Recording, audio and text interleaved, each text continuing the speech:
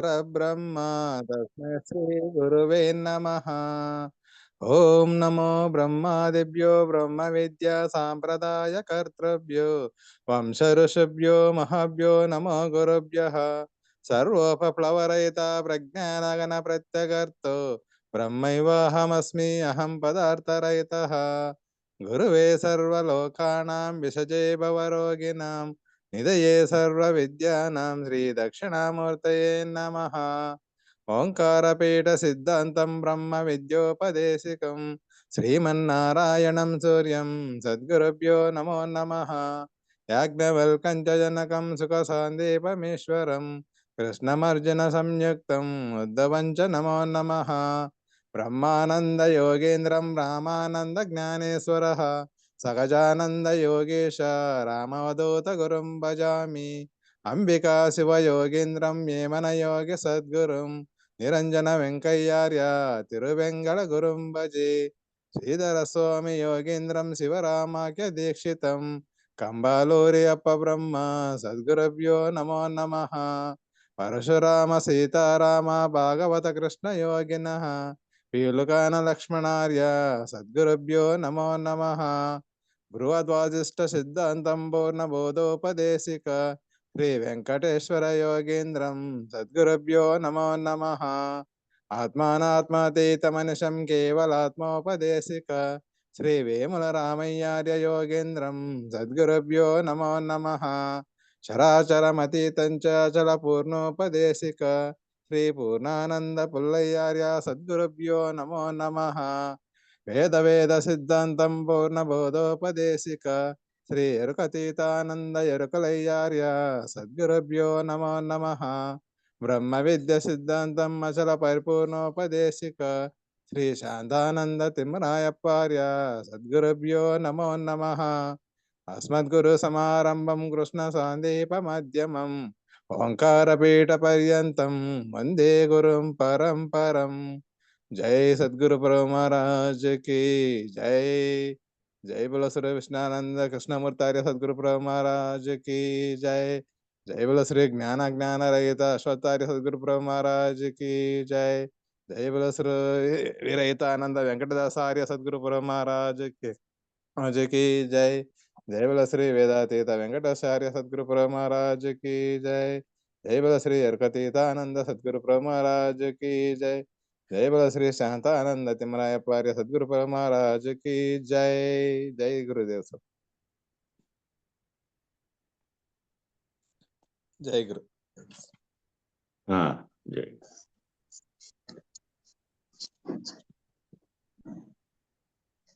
జై గురునా జై గురప్ప. మాకు కరెంట్ లేదు, వానబడింది కదా ఇప్పుడు. అదే నీకు ఇక్కడ నుంచి అనేది చెబుదాం ఇచ్చాను. పేజీ నెంబర్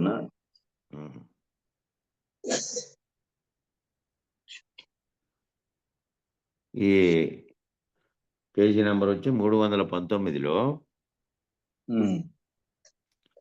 కింద లాస్ట్ పేర రమ్య గుణధామ భద్రాద్రిరామ పరశురామ నరసింహదాస్ సంరచిత అక్కడి నుంచి మొదలుపెట్టు.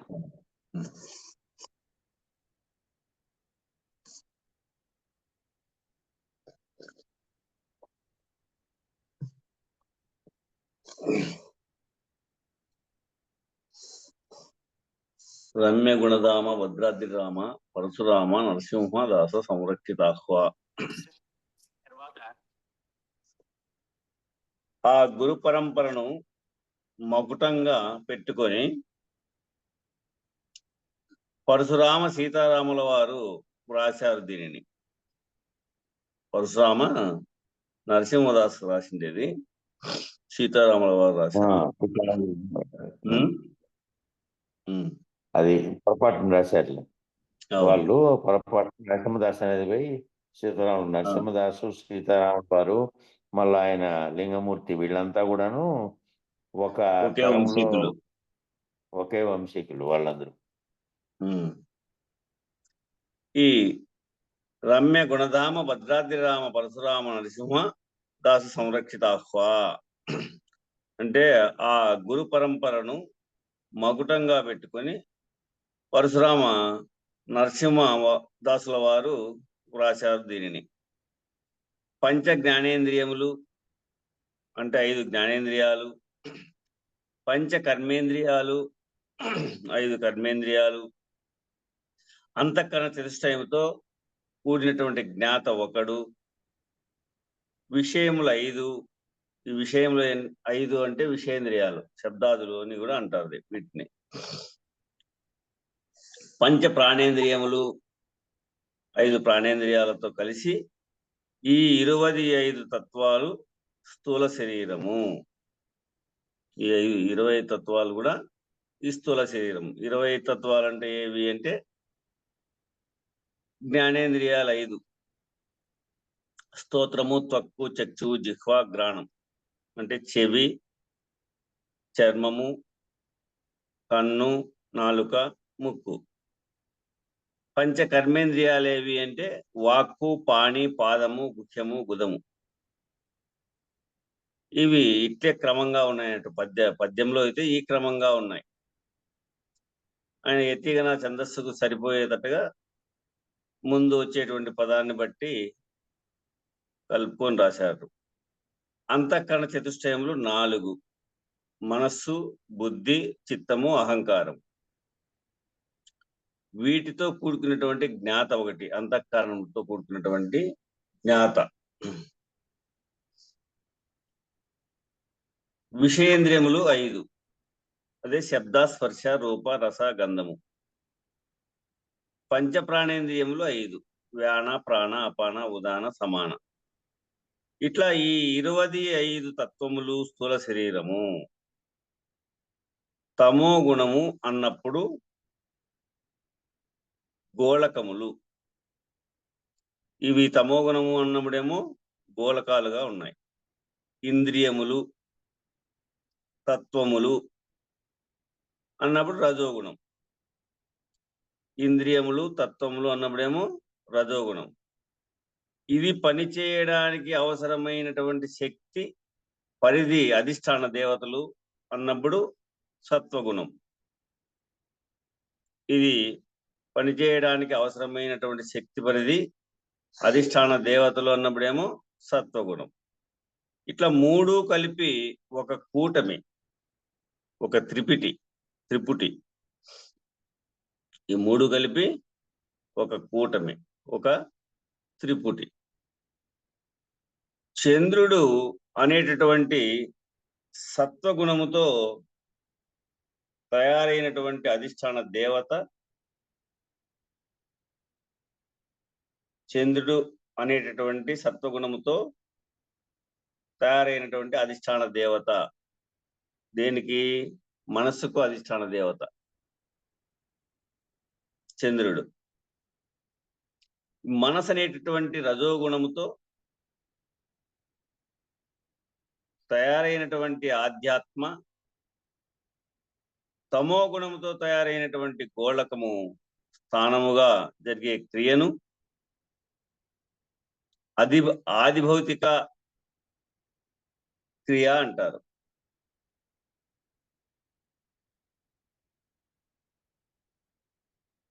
ఇక్కడ ఆధ్యాత్మ, ఆదిభౌతిక. ఇది మొదటేమో దేవత. చంద్రుడు అనేటటువంటి సత్వగుణముతో తయారైనటువంటి అధిష్టాన ఆడ దేవత, సత్వగుణము అధిష్టాన దేవత. మనసు అనేటటువంటి రజోగుణముతో తయారైనటువంటి ఆధ్యాత్మ, ఇక్కడేమో ఆధ్యాత్మిక. తమో గుణముతో తయారైనటువంటి గోళకము స్థానముగా జరిగే క్రియను ఆది భౌతిక క్రియ అంటారు. ఇక్కడ ఆధ్యాత్మిక, ఆది భౌతిక, ఆది దైవిక క్రియలుగా ఏర్పడినాయి. ఇది త్రిపుటి. ఈ 3 కలిసి పనిచేస్తాయి కాబట్టి ఇది త్రిపుటి. మెదడు అనే స్థూలము ద్వారా, మెదడు అనేటువంటి స్థూలము ద్వారా కంఠస్థానం నుండి పనిచేసే పద్ధతిగా తమోగుణ సంబంధమైన గోళకము ఏర్పడింది.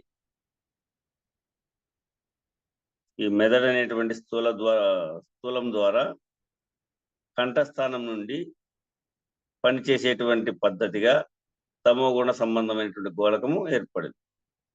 ఇప్పుడు రజోగుణ సంబంధమైనటువంటి మనస్సు అనే ఇంద్రియము, రజోగుణ సంబంధమైనటువంటి మనస్సు అనేటువంటి ఇంద్రియము ఆ గోళకంలోనికి వచ్చి చేరింది. ఆ మనస్సేమో సత్వగుణ సంబంధమైన చంద్రుడు అనేటువంటి అధిష్టాన దేవత ప్రేరణతో పనిచేస్తుంది. ఆ మనస్సేమో సత్వగుణ సంబంధమైన చంద్రుడు అనేటువంటి అధిష్టాన దేవత ప్రేరణతో పనిచేస్తుంది. ఈ మూడు గుణముల కూటమి అయి, ఈ మూడు గుణముల కూటమి అయినటువంటి గోళకము, ఇంద్రియము, అధిష్టాన దేవత, ఈ మూడు కలిసి పనిచేసే పద్ధతిలో ఒకటి త్రిపుటిగా ఉంది. ఈ ఒక త్రిపుటిగానే ఉంది ఈ మూడు కలిపి. ఇదేది గోళకము, ఇంద్రియము, అధిష్టాన దేవత. తమో గుణంతో తయారైన కనుగుడ్డు అనే గోళకము, తమో గుణంతో తయారైనటువంటి కనుగుడ్డు అనేటువంటి గోళకం ఒక అవయవము స్థూల శరీరంలో ఒక స్థానముగా ఉంది. ఒక అవయవము, ఈ కనుగుడ్డు అనేటువంటి ఒక అవయవము స్థూల శరీరంలో ఒక స్థానంగా ఉంది. అది రజోగుణంతో తయారైన చక్షురింద్రియము. అట్లా సత్వగుణముతో తయారైనటువంటి సూర్యుడు అనే అధిష్టాన దేవత అక్కడ పనిచేస్తా ఉన్నాడు. నేత్రస్థానంలో సత్వగుణంతో తయారైనటువంటి సూర్యుడు అనే అధిష్టాన దేవత అక్కడ పనిచేస్తా ఉంది. ఈ మూడు కలిసి ఒక త్రిపుటిగా పని జరుగుతూ ఉంది. ఏ మూడు? కనుగుడ్డు అనేటువంటి గోళకం, తమో గుణంతో తయారైనటువంటిది కనుగుడ్డు అనేటువంటి గోళకం. అది ఒక అవయవం. ఒక అవయవము స్థూల శరీరములో ఒక స్థానంగా ఉంది. ఈ స్థూల శరీరంలో ఒక స్థానంగా ఉంది. మరి అక్కడ రజోగుణం ఏర్పడినప్పుడు ఏమైంది? రజోగుణముతో తయారైన చక్షురింద్రియము, అక్కడ ఇంద్రియ సమూహము పనిచేస్తా ఉంది. అది సత్వగుణముతో తయారైనటువంటి సూర్యుడు, ఆ సూర్యప్రకాశమైనటువంటి సూర్యుడు అధిష్టాన దేవతగా పనిచేస్తా ఉన్నాడు. ఈ మూడు కలిసి ఒక త్రిపుటిగా పని జరుగుతుంది. ఈ మూడు గుణాలు ఒక స్థానమందు కలిసి పని జరపడాన్ని ఒక త్రిపుటి అంటారు. ఈ విధంగా త్రిపుటిని విచారిస్తే ఈ విధంగా మూడుగా రజోగుణ, తమోగుణ, సత్వగుణముగా, ఆధ్యాత్మిక, ఆది భౌతిక, ఆది దైవతలుగా, తర్వాత ఇంద్రియములుగా మూడు, ఈ విధంగా త్రిపుటి అంటారు. ఇట్లా త్రిపుటులు ఎన్ని ఉంటున్నాయంటే, ఇట్లా త్రిపుటులు ఎన్ని ఉన్నాయంటే 19 తత్వాలకి 19 త్రిపుటులు ఉన్నాయి. 19 తత్వాలకి 19 త్రిపుటులు ఉన్నాయి. 17 తత్వాలు అనుకుంటే 17 త్రిపుటులు ఉన్నాయి. 17 ఇంద్రియములు 17 గోళకములలో చేరి 17 ఇంద్రియములు 17 గోళకములలో చేరి 17 మంది అధిష్టాన దేవతల ద్వారా ప్రేరేపించబడి త్రిపుటి వ్యవహారము జరుగుతూ ఉంది. అందుకు సర్వదేవతలు నీయందే ఉన్నారు, సర్వక్షేత్రములు నీయందే ఉన్నాయి, సర్వ సముద్రములు నీయందే ఉన్నాయి, సర్వలోకములు నీయందే ఉన్నాయి. ఇదంతా మనము విచారించదగినటువంటిదే ఇంతకుముందు. కాబట్టి ఈ త్రిపుటులు 3 గుణాల చేత తయారైనాయి. ఈ త్రిపుటులు 3 గుణాల చేతనే తయారైనాయి. సత్వగుణం చేత అధిష్టాన దేవతలు, తమో గుణం చేతనేమో గోళకములు, ఆ గోళకములను ఆశ్రయించినటువంటి ఇంద్రియములు రజోగుణముతో ఏర్పడినాయి. ఈ 3 జట్లుగా త్రిపుటులుగా వ్యవహారము జరుగుతా ఉంది. ఈ 3 ఒకదాన్ని విడిచి ఒకటి లేవు. ఈ 3 జట్లుగా త్రిపుటులుగా వ్యవహారములు జరుగుతా ఉంది. ఈ 25 తత్వాలు గోళకములైనవి.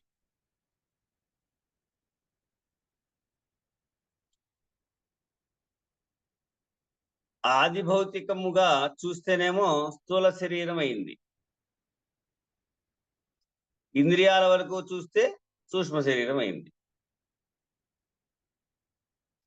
ఆదిదైవికంగా చూస్తే అధిష్టాన దేవతలు అయినాయి. ఆది దైవికంగా చూస్తేనేమో అధిష్టాన దేవతలు అయినాయి. ఈ అధిష్టాన దేవతలు ఈశ్వరుని యొక్క సమిష్టి ఇంద్రియాలు అయినాయి. ఈ అధిష్టాన దేవతలే ఈశ్వరుని యొక్క సమిష్టి ఇంద్రియాలు అయినాయి. అప్పుడు ఈశ్వరుని యొక్క వ్యవహారము సమిష్టి ఇంద్రియములతో నడుపుతూ ఉంటే,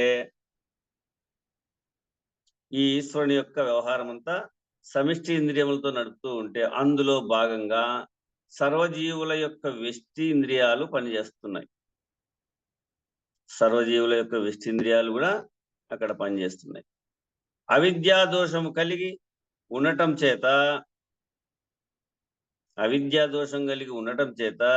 జీవులు ఈశ్వర కార్యాన్ని తన సొంత కార్యంగా భావించి, అవిద్యా దోషం కలిగి ఉండటం చేత జీవులు ఈశ్వర కార్యాన్ని తన సొంత కార్యంగా భావించి కర్తృత్వము భోక్తృత్వము అనేటువంటి అభిమానము కలిగి కర్మకి బద్ధుడయ్యాడు.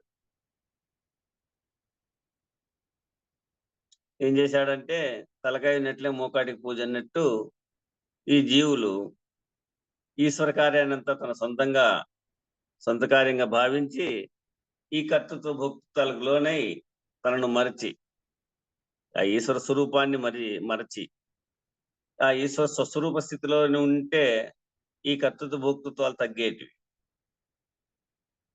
ఆయనను మర్చి సొంత నిర్ణయం తీసుకుంది ఈ జీవుడు. సొంత నిర్ణయం తీసుకోవడం వల్ల ఈ కర్తృత్వ భోక్తృత్వం అనేటువంటి అభిమానం కలిగి కర్మకి బద్ధుడయ్యాడు. లేకపోతే ఈ జీవుడి విషయం కర్మ లేదు, ఈ జీవుడి విషయంలో కర్మ లేదు. అట్లా జిల్లెళ్ళముడి అమ్మ అంటారు. ఈ అమ్మగారు ఒక గురుమాత. జిల్లెళ్ళమూడి అమ్మగా అంటారు, సమిష్టి కర్మే గాని వ్యష్టి కర్మ ఎక్కడుంది? జీవుడు వ్యష్టిగా చేసేటువంటి స్థానం ఉందా? లేదు కదా. ఈశ్వర స్వరూపంతో సమిష్టి అయ్యే ఉంది గాని అని వ్యష్టి కర్మ అజ్ఞానం చేత మీద వేసుకోవడమే గాని,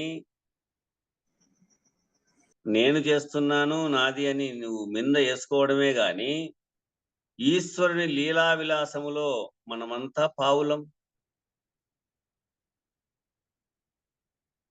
ఆ ఈశ్వరుని యొక్క లీలా విలాసములో మనమంతా పావులం. ఆయన లీల అంతా లీల సద్గురు కరుణ కలిగితే లీలబోవుర శిష్యుడా అనే లీలా వాక్యము మనకు సృష్టి తెలుపుము ముందు జగమున అనే తత్వంలో వస్తుంది. ఆ లీలా సద్గురి కరుణ కలగంది ఏది కలగదు, ఏది జరగదు. అట్లా వ్యష్టి కర్మ అజ్ఞానం చేత మీద వేసుకోవడమే గాని, ఈశ్వరుని లీలా విలాసములతో మనమంతా కూడా పావులం. ఆయన లీలా విలాసములో నేను కదలబడుతున్నాను, ఆ నేను అనేటువంటిది ఆ లీలా విలాసంలోనే కదలబడతా ఉంది అని అనుకుంటే ఇక కర్మ లేదు. ఆ లీలా విలాసంలో నేను కదులుతా ఉన్నాను అని నువ్వు అనుకుంటే ఆయన లీలే అంత ఈశ్వరీక్షే అని అంటాం కదా. ఈశ్వరేక్షే అని ఎట్లయితే ఆ సద్గురు పరమాత్మ యొక్క ఇచ్ఛ అని అంతా గురువు మీద భారంతో నడిచినప్పుడు ఆయన లీలా విలాసంలో నేను కదలబడుతున్నాను అనుకుంటే ఇక కర్మ లేదు. నేనే కదులుతున్నాను అనే కర్తృత్వము, దాని వలన కలిగినటువంటి అనుభవంతో భోక్తృత్వము వస్తే అప్పుడు జీవుడు బద్ధుడవుతా అన్నాడు. చూడండి, ఎంత మిందికేసుకుంటే అంత బరువు ఉంది. అందుకే మనం రైలు ప్రయాణం చేస్తున్నాము అనుకో, బ్యాగ్ నిండా బట్టలు పెట్టుకోను, లగేజ్ పెట్టుకొని పోయాము. ఆ లగేజ్ బిందె పెట్టుకునే ఆడికి చేరుతుంది, కింద పెట్టినా ఆడ చేరుతుంది, రైల్లో చేరుతుంది కదా. అట్లా ప్రతి ఒక్కటి మింద పెట్టుకునడం వల్ల ఈ కర్తృత్వ భోక్తృత్వాలు ఎక్కువై దానిలో బద్ధుడైతా ఉన్నాము. సులోపాయంగా నడవమని అదే అంటర్ లక్ష్యం చెప్పింది నరసింహదాస్ గారు. బద్ధుడు అవగానే వాడికి మోక్షం కావాల్సి వచ్చింది. ఎప్పుడైతే బద్ధుడై ఉన్నాడో బంధింపబడినాడు కాబట్టి విడుదల కావాల్సి వచ్చింది. మొదటే బంధింపబడకపోతే ఈ తిప్పలు ఉండవు. అందుకే తన యొక్క స్వస్వరూప స్థితిని మర్చినాడు కాబట్టే తిరిగి మళ్ళా నా మదికి ఎరుకపరిచనే, మర్చిపోయినటువంటి స్వస్వరూపము నా మదికి ఎరుకపరిచినంటే మన మదికి ఎరుకపరిచేకే సద్గురుమూర్తి ప్రత్యక్షమయ్యారు మనకు. ఇందలి పంచ జ్ఞానేంద్రియములు, పంచ ప్రాణేంద్రియములు, పంచ కర్మేంద్రియములు మరియు అంతఃకరణము ఉన్నటువంటి మనస్సు, బుద్ధి కలిసి ఈ 17 తత్వములు ఆయా గోలకముల యందు చేరి వర్తించుతున్నటువంటిది. ఇంద్రియములు ఇవి 5 జ్ఞానేంద్రియాలు, 5 ప్రాణేంద్రియాలు, 5 కర్మేంద్రియాలు, 3×5 మరియు అంతఃకరణలో ఉండేటువంటివి 2. ఏవేవి అంటే మనసు, బుద్ధి. ఇవి 2 17. అవి 3×15, ఇవి 2 17. ఈ 17 తత్వాలు ఆయా గోలకముల యందు చేరి వర్తించుచున్నటువంటి ఇంద్రియములు. ఈ ఇంద్రియ పదార్థాలు కూడి, ఈ ఇంద్రియ పదార్థములు కూడి సూక్ష్మ శరీరం అయింది. ఇది స్వప్నావస్థ.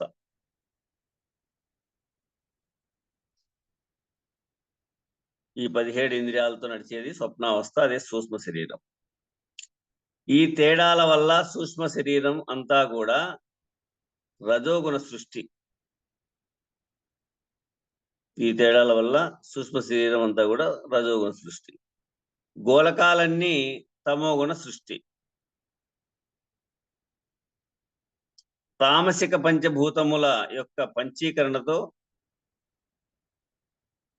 తామసిక పంచభూతముల యొక్క పంచీకరణతో గోళకములు ఏర్పడితే, రాజసిక సూక్ష్మభూతముల యొక్క పంచీకరణతో ఇంద్రియాలు ఏర్పడితే, సాత్విక భూతాల యొక్క పంచీకరణతో అధిష్టాన దేవతలు పుట్టారు. కనుక పంచీకరణ 3గా చెప్పారు. రాజస పంచీకరణ, తామసిక పంచీకరణ, రజోగుణ పంచీకరణ. తామసిక పంచభూతముల యొక్క పంచీకరణ, రాజసిక సూక్ష్మభూతముల యొక్క పంచీకరణ, సాత్విక పంచభూత పంచీకరణ. ఈ విధంగా పంచీకరణ 3 భాగాలుగా చెప్పారు, 3గా చెప్పారు. మనము గోళకముల వరకే చెప్పుకుంటున్నాం. గోళకములు వ్యవహారం చేయవు, వస్తువులుగా ఉన్నాయి కదా. ఇప్పుడు నిద్రావస్థలో కూడా అవి తమోగుణంతో కారణ శరీరంలో ఉన్నాయి, వస్తురూపంగా ఉన్నాయి. చెయ్య అనేది ఉంది, కాలు అనేది ఉంది, వస్తురూపంగా ఉంది. కన్ను అనేది ఉంది, ముక్కు అనేది ఉంది, అవి వస్తురూపంగానే ఉన్నాయి. అంటే అవి గోళకములుగా ఉన్నాయి కానీ పనిచేయవు, వ్యవహరించవు. గోళకాలలో రజోగుణ సంబంధముగా ఉత్పత్తి అయినటువంటి ఇంద్రియములు మాత్రమే వ్యవహారం చేస్తాయి.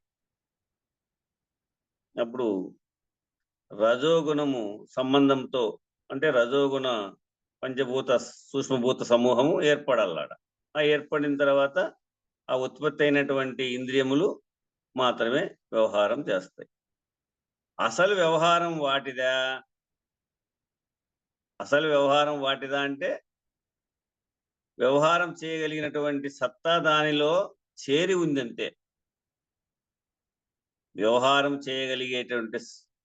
చేయగలిగినటువంటి సత్తా దానిలో చేరి ఉంది, కానీ దాన్ని ప్రేరేపించేటటువంటి సత్వగుణ నిర్మాణముగా వాటికి దాన్ని ప్రేరేపించేటువంటి సత్వగుణ నిర్మాణముగా ఉన్నటువంటి అధిష్టాన దేవతలు కనుక 3 గుణాలు జట్టుగా త్రిపుటులుగా సర్వ వ్యవహారముగా జరుగుతూ ఉంది. ఎట్లా అంటే బంగారు తయారు చేసేటువంటి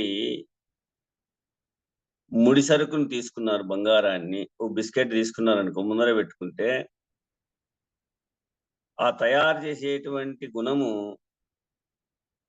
ఆ మోడల్ ఏ రూపంగా తయారు చేయాలా అనేటువంటి ఆ మోడల్ బంగారులోనూ లేదు, తన చేతుల్లోనూ లేదు,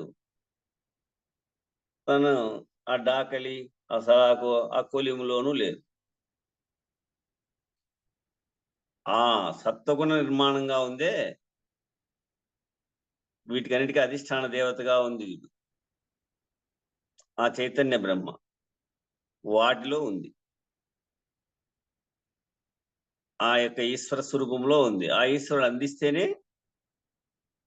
చేతిలేక గాని చేయి తిరిగేది, కానీ ఎంత కాగల్లా, ఎంత వెడల్పు కొట్టల్లా, ఎంత పొడవు కొట్టల్లా అనేటువంటి విషయం అంతా వాటిలో నిర్మాణమై ఉంటుంది. అట్లా ఈ గోళకంలో వ్యవహారము చేయవు. గోళకాలలో ఉన్నటువంటి రజోగుణ సంబంధంగా ఉన్నటువంటి ఉత్పత్తి అయినటువంటి ఇంద్రియములు మాత్రమే వ్యవహారం చేస్తాయి. అప్పుడు చేతులు, ఆ కళ్ళు, ఆ చూపు అంతా పనిచేస్తూ ఉంటుంది. అసలు వ్యవహారములు వీటివే అంటే కాదు. మళ్ళా వ్యవహారము చేయగలిగినటువంటి సత్తా దానిలో చేరి ఉందంతే, కానీ దానిని ప్రేరేపించేటటువంటి సత్వగుణ నిర్మాణంగా ఉన్నటువంటి అధిష్టాన దేవతలు కనుక 3 గుణాలు జట్టుగా త్రిపుడులుగా సర్వ వ్యవహారము జరుగుతూ ఉంది. అందుకని సత్వగుణ పంచీకరణ వల్ల అధిష్టాన దేవతలు, రజోగుణ సూక్ష్మభూతాల పంచీకరణ వల్ల ఇంద్రియములు, తమోగుణ సూక్ష్మభూతాల యొక్క పంచీకరణ వల్ల గోళకాలు వచ్చినాయని తెలుసుకోవాలి. ఈ 3 ఇట్లా కార్యరూపమైన పై 2 శరీరములకు మూలమైన అనాది అవిద్య అవృతమై అనృతమై అనేది ఉండాల్సింది. అవృతము అని పడింది, ఆవృతమై. కార్యరూపమైనటువంటి పై 2 శరీరములకు మూలమైన అనాది అవిద్య ఆవృతమై కారణ శరీరమైంది.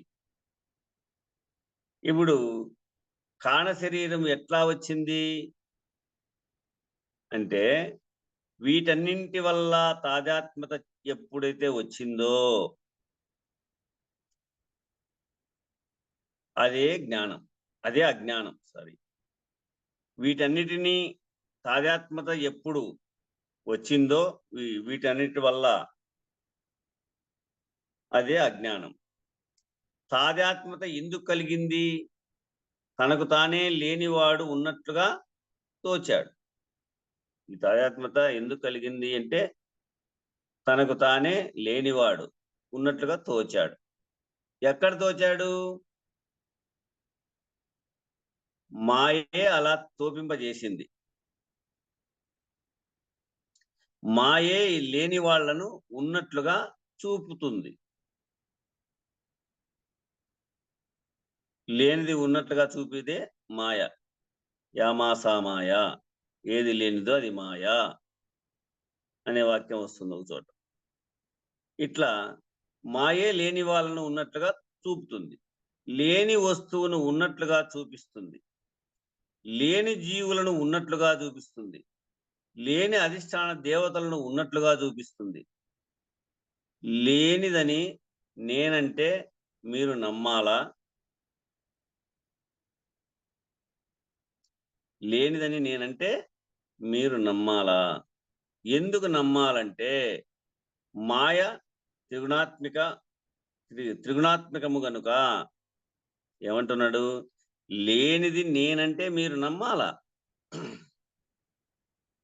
ఎందుకు నమ్మాలంటే మాయ త్రిగుణాత్మకం గనుక. ఎట్లా? సత్వగుణం వల్ల దేవతలు, రజోగుణం వల్ల ఇంద్రియాలు, జీవుడు తమో గుణం వల్ల స్థూల సమిష్టిలోనేమో ప్రపంచము. ఇప్పుడు సత్వగుణం వల్ల దేవతలు, రజోగుణం వల్ల ఇంద్రియాలు, జీవుడు, తమో గుణం వల్ల స్థూల సమిష్టిలోనేమో ప్రపంచము, నామరూపాలు.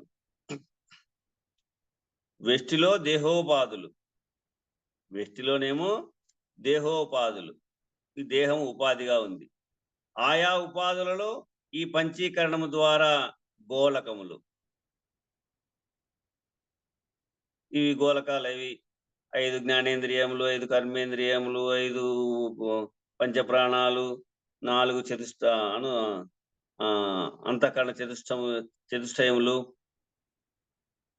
ఇట్లా ఇవి 5×25 కూడా ఆయా ఉపాధులలో ఈ పంచీకరణము ద్వారా గోలకాలు ఉన్నాయి. ఆ గోలకములను ఆ గోలకాలను స్థానం చేసుకొని రజోగుణ సంబంధమైన ఇంద్రియాలు, ఇవన్నీ కూడి గుణములతోనే ఏర్పడ్డాయి. కాబట్టి ఏ గుణము ఎన్ని పాళ్లలో ఏ నిష్పత్తిలో ఉన్నా, ఒకటిగా ఉన్నా, 2గా ఉన్నా, 3గా ఉన్నా, సమానముగా ఉన్నా, ఎక్కువ తక్కువలుగా ఉన్నా, బీజావస్థలో ఉన్న సృష్టి అంతా కూడా 3 గుణములే. ఈ సృష్టి అంతా కూడా 3 గుణాల యొక్క సృష్టే.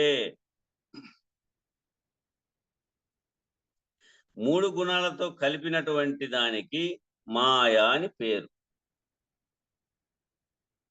ఏదైతే కలిపిందో, ఈ 3 గుణాలు ఏదైతే తోల్పింపజేసిందో, ఈ 3 గుణాలతో కలిపినటువంటి దానికి మాయా అని పేరు. ఈ మాయా సృష్టి అంతా కూడా కల్పితమే. ఇప్పుడు ఇంత విశదీకరంగా వివరించి చెప్పి దీని యొక్క మూలం ఎట్లుందో తెలియబరుస్తా ఉన్నాడు. ఇదంతా కూడా మాయా కల్పితమే ఈ సృష్టి. మాయ మాయ అంటేనే ఏది లేదో అది ఉన్నట్లుగా తోపింపజేస్తుంది. అదే ఇంతకుముందు చెప్పుకున్నాం, యామాసా మాయ అని. ఏది లేదో దాన్ని తోపింపజేసేదే మాయ. మాయ అంటేనే ఏది లేదో అది ఉన్నట్లుగా తోపింపజేస్తుంది. అంటే జీవుడు కూడా లేనివాడే. లేని జీవుడికి లేని ప్రపంచం ఉన్నట్లుగా తోపింపజేస్తుంది. ఏది? మాయ.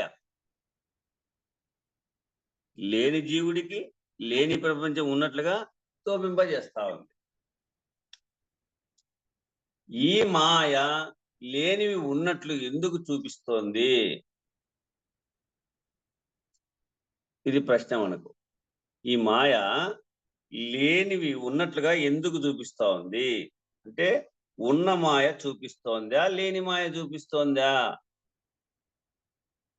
ఉన్న మాయ చూపిస్తే అది నిజం అవ్వాలి. ఇది లేని మాయ కదా, లేని మాయ చూపిస్తోంది కాబట్టి ఇవన్నీ కల్పితమే. ఎందుకంటే ఏది లేనిదో అది మాయా అని తెలియబడింది కాబట్టి, ఈ లేని మాయ చూపిస్తోంది కాబట్టి ఇవన్నీ కల్పితమే. మాయ యొక్క లక్షణము లేనితనము. మా యొక్క లక్షణమేమి? లేనితనము. లేనితనమే స్వభావముగా కలిగినటువంటి మాయ వలన కలిగినవన్నీ కూడా ఉన్నట్లు కనిపించినప్పటికీ కూడా అవన్నీ లేనివే. లేనితనమే స్వభావముగా కలిగినటువంటి మాయ వలన, ఈ మాయ వలన కలిగినవన్నీ కూడా ఉన్నట్లు కనిపించినప్పటికీ కూడా, ఇవన్నీ ఉన్నట్లు కనిపిస్తా ఉన్నా కూడా అవన్నీ లేనివే. విచారించి చూస్తే లేనిదే. ఇక్కడ వచ్చింది మళ్ళా ఆ వాక్యం, యామా సామాయ. యా అంటే ఏదైతే, మా అంటే ఉన్నదో, సా అంటే లేదు. ఏదైతే ఉన్నదో అది లేదు అని, యామా సామాయ అనే దానికి అక్షరానికి మనకు భావం తెలియవచ్చారు. యా అంటే ఏదైతే, మా అంటే ఉన్నదో, సా అంటే లేదు. ఏదైతే ఉన్నదో అది లేదు అని మా యొక్క నిర్వచనం. నీళ్ళు తాగుతాను.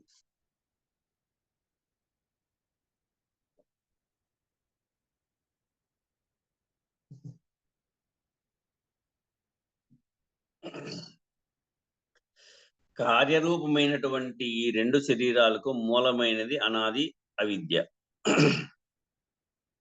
చూడండి, కార్యరూపమైనటువంటి ఈ రెండు శరీరాలకు కూడా మూలమైనది ఏది అంటే అనాది అవిద్య. అనాది అంటే ఆది లేనిది, అంటే మొదలు లేనిది. ఆది అంటే మొదలు ఉన్నది అనే లెక్క కదా. ఇది అనాది అయినప్పటికీ మొదలే లేదు. దీనికి మొదలే లేదంటే మనకి ఏమని భావంతో వస్తుంది? మూలం లేదని తోస్తుంది కదా. ఇప్పుడు అనాది అంటే ఆది లేనిది.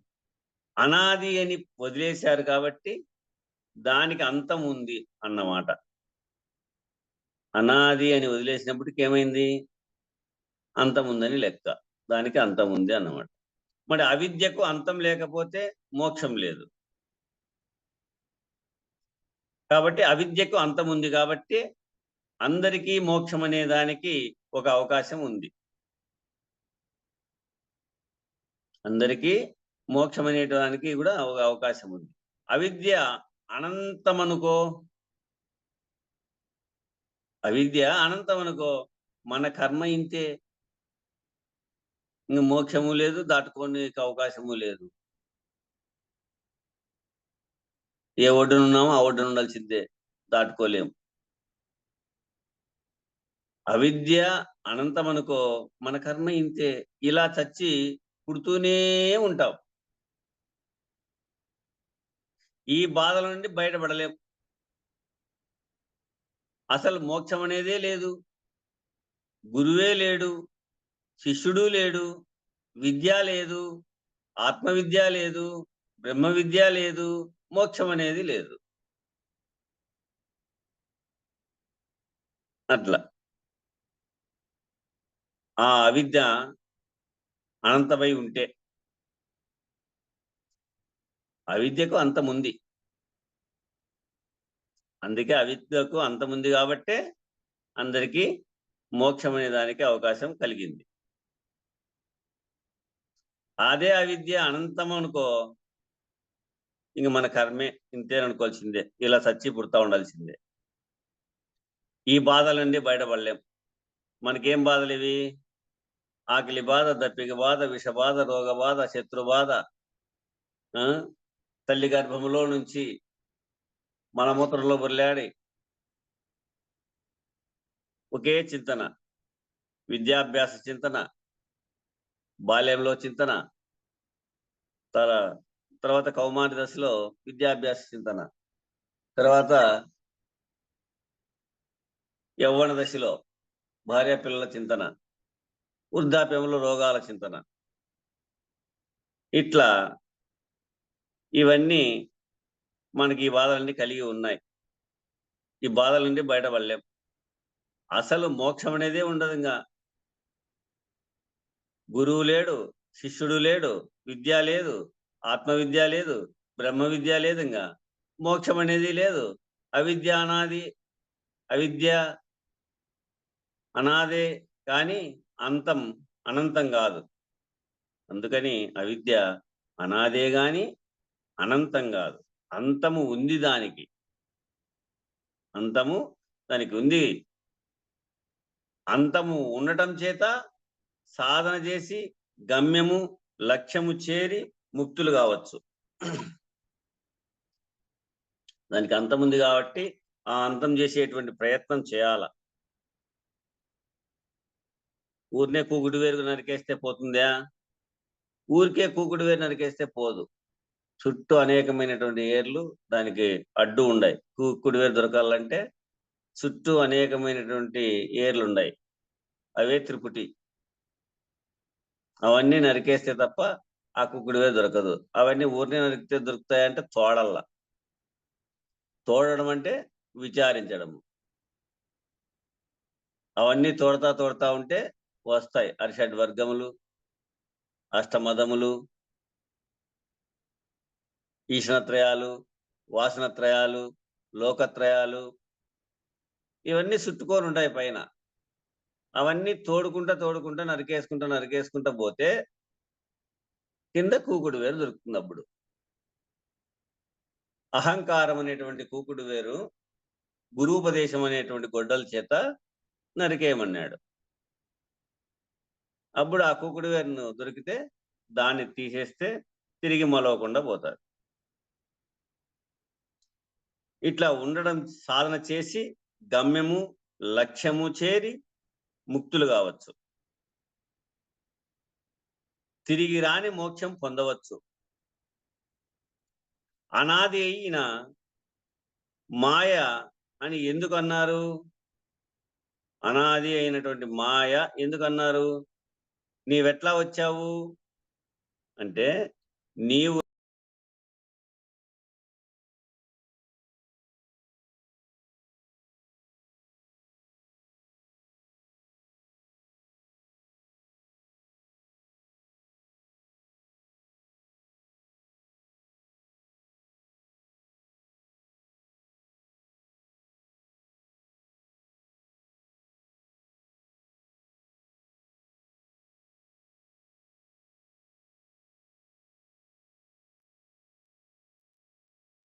వచ్చింది.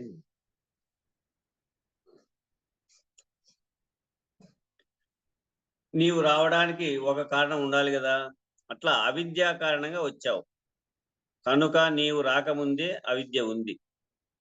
నీవు ఉన్నావనేటువంటి ఎరుక అది అయితే నీకంటే ముందే ఉన్న అవిద్య అనాది. ఇది అందరికీ ఒకే విధంగా జరుగుతుంది. జన్మముందా కర్మముందా? జన్మముందా కర్మముందా అన్నప్పుడు ఆ సంగతి తర్వాత. అందరికీ అవిద్యే కారణ శరీరముగా ఉంది. అందరికీ కూడా అవిద్యే కారణ శరీరంగా ఉంది.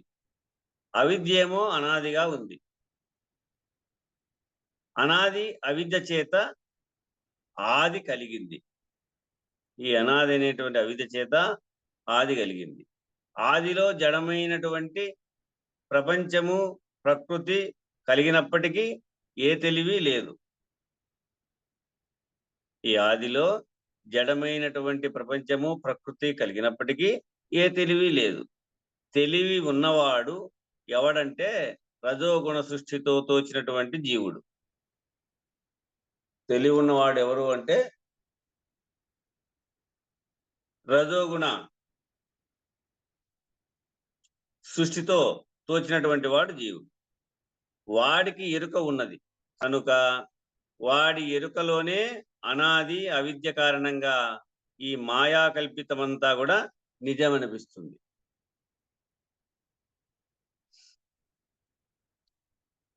అనాది అవిద్యావృతము. అనాది అంటే చెప్పాం.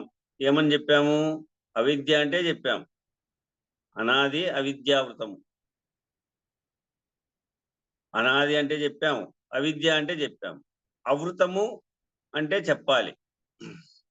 ఆవృతము, అనాది, అవిద్య, ఆవృతము అనేటువంటి పదాలు 3 వచ్చాయి కదా. ఆ 3లో అనాది అంటే ఏమో చెప్పాము, అవిద్య అంటే ఏమో చెప్పాము, ఆవృతము అంటే చెప్పాలి. ఆ అవిద్య ఆవృతమైంది. ఆవృతం అంటే ఏమిటి? అవిద్యే ఆవృతమైంది. ఆవృతం అంటే ఏమిటి అంటే ఆవరించింది. వృత్తము అంటే సర్కిల్, ఆవరించింది.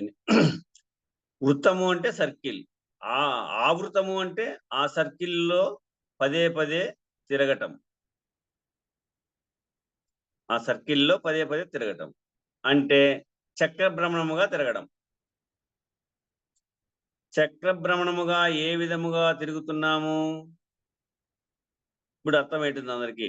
మనం చక్రభ్రమణముగా ఏ విధంగా తిరుగుతా ఉన్నాము? జన్మ కర్మ, జన్మ కర్మ, చావు పుట్టుకుల పద్ధతిలో తిరుగుతా ఉన్నాం. కర్మకు మూలము జన్మమయా, ఈ జన్మకు మూలము కర్మమయా, కర్మ జన్మముల వివరము తెలిసితే కనుగొన సర్వము మాయనయా అనే తత్వంలో వస్తుంది. దినములు గడుపుతూ భ్రమలో మునిగిన తనువును నమ్మకయ అనేటువంటి తత్వంలో వస్తుంది. ఇది జన్మ కర్మ, జన్మ కర్మ, ఇట్లా చావు పుట్టుకుల పద్ధతిలో తిరుగుతా ఉన్నాం. అట్లా ఒక చక్ర భ్రమణముగా ఆది అంతము లేకుండా తిరుగుతా ఉన్నాం. వస్తాండారులే. అలా తిరిగేటట్లు చేసేదే కారణ శరీరం. ఆ విధంగా తిరిగేటట్లు చేసేదే కారణ శరీరం.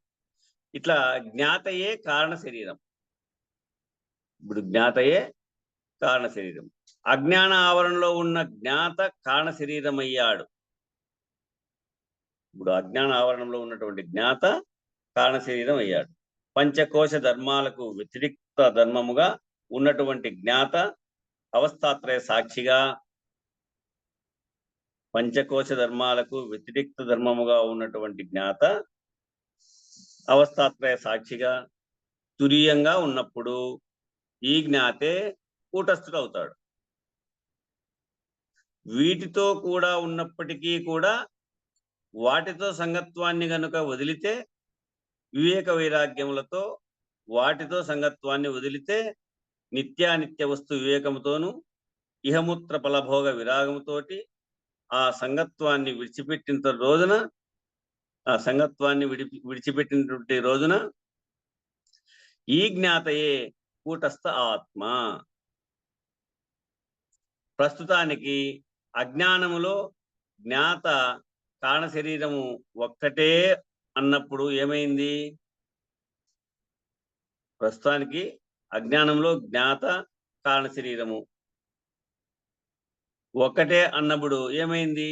సత్వగుణ అధిష్టాన దేవతల యొక్క ప్రేరణతో తమోగుణ సృష్టి అయినటువంటి గోళకములందును ఆ స్థానముల యందు చేరిన రజోగుణము సృష్టి అయినటువంటి ఈ ఇంద్రియములన్నీ కూడా జ్ఞాతను అవిద్యా దోషంతో కూరుకుపోయినట్లే చేసినాయి. చూడండి, ఆ సత్వగుణాన్ని విడిచిపెట్టిన రోజున ఆ జ్ఞాతయే కూటస్థ ఆత్మ. ఇప్పుడు ప్రస్తుతానికేమో అజ్ఞానములో జ్ఞాత కారణ శరీరం ఒక్కటే అన్నప్పుడు ఏమైంది? సత్వగుణ అధిష్టాన దేవతల యొక్క ప్రేరణతో తమోగుణ సృష్టి అయినటువంటి గోళకముల యందు ఆ స్థానముల యందు చేరిన రజోగుణ సృష్టి అయినటువంటి ఈ ఇంద్రియములన్నీ కూడా జ్ఞాతను అవిద్యా దోషముతో కూరుకుపోయేట్లు చేశాయి.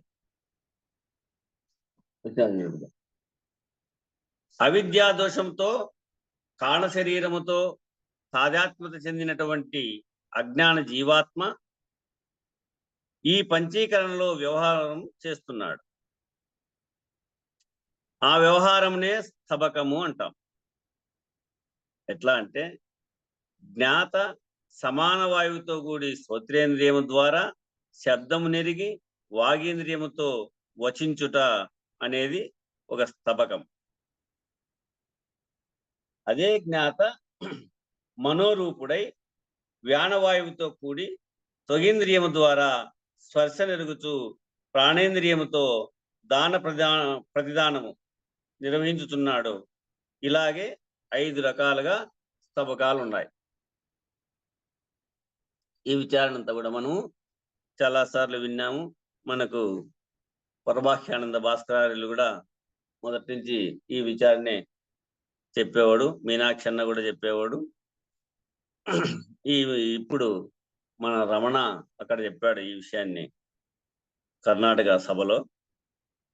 బుచ్చగరిపల్లి రమణ ఆయన దీన్ని నేర్చి చెప్పాడు. ఈ విధంగా కనుక 3 గుణాలు అనేటటువంటిది అజ్ఞాన అవిద్యా దోషంతో ఉన్న జ్ఞాత కారణ శరీరములో ఉన్న వాసనల ప్రకారముగా ఈ 24 తత్వాలతో కూడి ఈ రకముగా చేసేటువంటి వ్యవహారంను స్తబకము అంటాం. ఇక్కడ కైవల్యోపనిషత్తులో ఒక శృతి ప్రమాణం తీసుకున్నారు. అపానిపాదోహమచింత్య శక్తి పశ్యామ్య చక్షుః సశృణోమ్య కర్ణః అహం విజానామి వివక్త రూపో న చాస్తి వేత్త మమ చిత్ సదాంహం. నాకు ఏ అవయవములు లేవు. అపాని అపాదః చేతులు కాళ్ళు లేవు. ఆ విధముగానే ప్రాణేంద్రియములు పాదేంద్రియములు కూడా లేవు. పాణీంద్రియములు అంటే చేతులు కాళ్ళు కూడా లేవు. అచింత్యాశక్తి, నా శక్తి అనంతము, చింతన చేయడానికి తెలుసుకోవడానికి దొరకదు, అందుబాటు కాదు. అలాగే అన్ని ఇంద్రియములు వాటి వ్యవహారము నాకు లేదు. నేను విలక్షణమగుట చేత కళ్ళు లేకుండా చూస్తున్నాను. పశ్చమ్య చక్షుః, పశ్చామ్య అంటే చూడటం, అచక్షుః అలా ఆగలుపుకోవాలి. పశ్చామ్య చక్షుః అంటే అచక్షుః కళ్ళు లేకుండా చూస్తున్నాను, చెవులు లేకుండానే వింటున్నాను, నాకు ఏ రూపము లేదు, నాకు సర్వము తెలుసు, నేను నిత్య శుద్ధ జ్ఞానశక్తిని, జ్ఞానానంద స్వరూపుడను. నిజానికి జ్ఞాత ఎవరంటే కారణ శరీరంతో తాదాత్మ్యత లేకుండా 24 తత్వాలకు సాక్షి అయి విలక్షణమై ఉన్నటువంటి జ్ఞాత 24 తత్వాలతో కూడనివాడు. అజ్ఞాత ఈ 24 తత్వాలతో కూడనివాడు. ఇట్లా జ్ఞానానంద స్వరూపుడను. నిజానికి జ్ఞాత ఎవరంటే కారణ శరీరముతో తాదాత్మ్యత లేకుండా 24 తత్వాలకు సాక్షి అయి విలక్షణమై ఉన్నటువంటి జ్ఞాత 24 తత్వములతో కూడనివాడు. వాటితో కూడనప్పటికీ కూడా చేతులు లేకుండానే పనిచేసేవాడు, కాళ్ళు లేకుండానే నడిచేవాడు, కళ్ళు లేకుండానే చూసేవాడు, చెవులు లేకుండానే వినేవాడు. ఆ మాదిరిగా ఉన్న ప్రజ్ఞ స్వరూపుడు జ్ఞాత. ఆ మాదిరిగా ఉన్నటువంటి ప్రజ్ఞాస్వరూపుడు జ్ఞాత. జ్ఞాతయే ప్రజ్ఞ, ఆ జ్ఞాతయే ప్రజ్ఞ, ఆ ప్రజ్ఞయే బ్రహ్మ, ఆ ప్రజ్ఞయే నిత్యము, ఆ ప్రజ్ఞయే త్రిగుణ రహితమైనటువంటి శుద్ధము, ఆ ప్రజ్ఞయే జ్ఞానమనే జ్యోతి, ఆ ప్రజ్ఞయే జ్ఞానానంద స్వరూపము. ఈ విధంగా 24 తత్వాలతో కలవకపోతే వాడు ఆనంద స్వరూపుడు. ఈ విధంగా 24 తత్వాలతో కలవకపోతేనేమో వాడు ఆనంద స్వరూపుడు. కూటస్థ ఆత్మే ఆనంద స్వరూపుడు. వీటికన్నిటిలో కూటస్థ ఆత్మే ఆనంద స్వరూపుడు. అదే సచ్చిదానందం అంటాం అక్కడ. అయితే ఇక్కడ తమాషగా చెప్తున్నారు. ఏమి ఇక్కడ తమాషగా చెప్తున్నారు ఈ శృతి కైవల్యోపనిషత్తులో. ఎట్లా అంటే కళ్ళు లేకుండా చూస్తున్నాడు, చెవులు లేకుండా వింటున్నాడు. ఇటువంటివన్నీ కూడా పూర్వజన్మ సంస్కారాలు ఉంటే మొదట్లో కళ్ళు ఉండి ఆ తర్వాత ఏ కారణం చేతనైనా కళ్ళు పోతే ప్రపంచాన్ని ఊహలో చూస్తాడు. మధ్యలో చెవుడు వస్తే ఊహలో శబ్దాలు వింటాడు. అట్లాగే పంచ జ్ఞానేంద్రియాల విషయ జ్ఞానాన్ని ఈ ఇంద్రియాలు కొంతకాలం ఉండి మధ్యలో పోతే ఆ అనుభవం అతడు గ్రహించగలుగుతాడు. ఆ విధంగానే ఈ జ్ఞానాన్ని ఆ ఇంద్రియాలు కొంతకాలం ఉండి మధ్యలో పోతే ఆ అనుభవం అతడు గ్రహించగలుగుతాడు. అతనికి మొదలే ఈ ఇంద్రియములు పని చేయకపోతే పుట్టుకతోనే జ్ఞానేంద్రియాలు పని చేయకుండా పుట్టాడే అనుకోండి. పుట్టుకతోనే జ్ఞానేంద్రియాలు పని చేయకుండా పుట్టాడు అనుకోండి, చెవు గాని కళ్ళు గాని, అట్లా వారికి శబ్ద స్పర్శ రూప రసగంధ జ్ఞానము ఉండదు. విషయముల యొక్క ఎరుక లేకపోయినా వాడు ఉంటున్నాడు. విషయముల యొక్క ఎరుక లేకపోయినా కూడా వాడు ఉంటున్నాడు. ఆ ఎరుక పేరే ఎరిగే ఎరుక.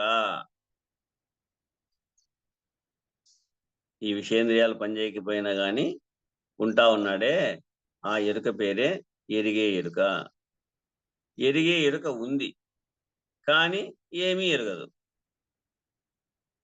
ఎక్కడుంది? ఇప్పుడు నిద్రావస్థలో ఉంది కదా. మనం స్థూలంగా తెలుసుకోవాలంటే నిద్రావస్థలో ఎరిగే ఎరుక ఉంది కానీ ఏమీ తెలుసుకోలేదు. శబ్దం కానీ, స్పర్శ కానీ, రూపం కానీ, రసం కానీ, గంధం కానీ తెలుసుకోలేదు.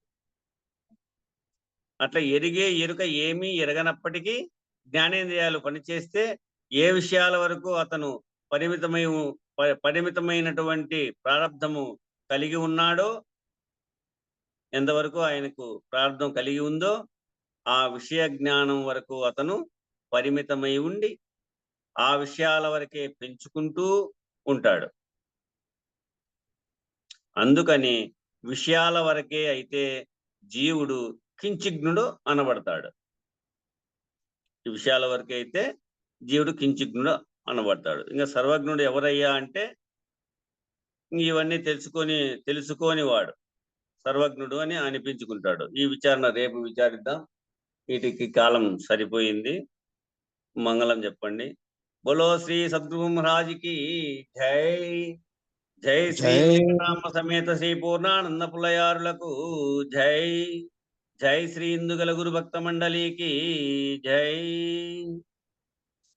జై.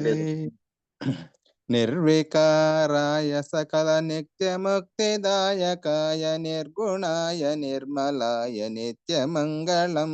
జై సగుణ నిర్గుణ రహితాయ సంకల్పవర్జితాయ సర్వసాక్షితీతనకు సత్యమంగళం. జై చతుర్చిత్ సమసిపోయ శత్రు సంహరణాయ వత్తిలేని దీపమును కీర్తు మంగళం. జై చేష్టలన్నీ ఉడిగిపోయ చేసేదేమి లేకపోయ చేసమ్మ మనసు మీలో చేరే మంగళం. జై పరిపూర్ణాయ సకల భవ్య దివ్య రూపాయ పరశురామాయ సీతారామ మంగళం. జై నిర్వికారాయ సకల నిత్య ముక్తిదాయకాయ నిర్గుణాయ నిర్మలాయ నిత్య మంగళం.